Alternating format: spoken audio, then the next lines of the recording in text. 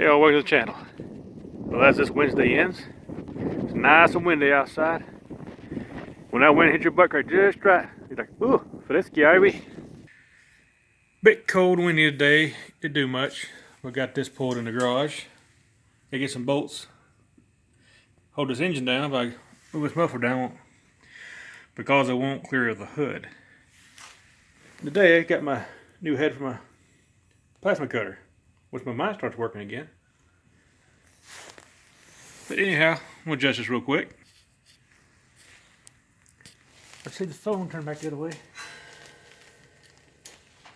Of course you would.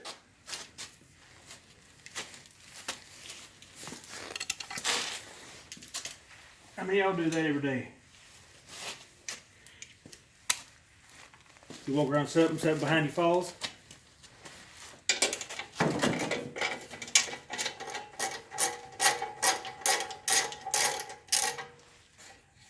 This engine here is off an 0 turn. Supposed to be good anyway, what the fella said.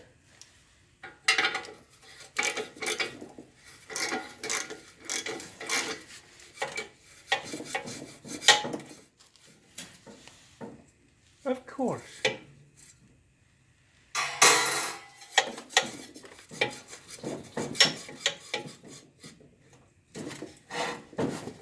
It don't work, force it. There we go.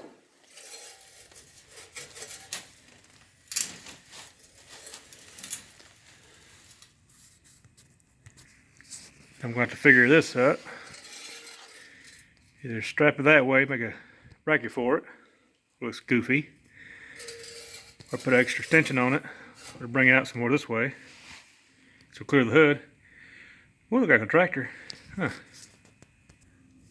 It's hard to tell, but can't hold it in the back too. I have no idea. What do y'all think? Comments down below.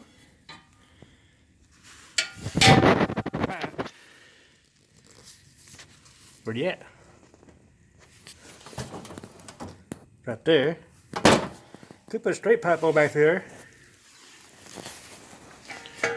Maybe put a glass pack on it. Or Super 40 Odebrock or Magnaflow. Man, my mind's gonna blank. This is a Craftsman YS 4500. Like, if you don't know about these Craftsmans, usually the muffler and the chassis right there, they come down. This one, however, designed different. Could make dual pipes, but just an idea. A little better shot of it. And the trains are running, but the ships ain't coming in. Them trains have been going non-stop. That's the pulley that comes off from the Craftsmans anyway. Which, I don't know if this bolt come off the Briggs will work or not. Gotta check yet. And I gotta wire it up.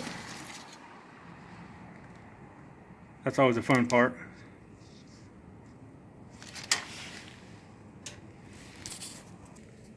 I don't know if these Kawasaki engines are any good or not.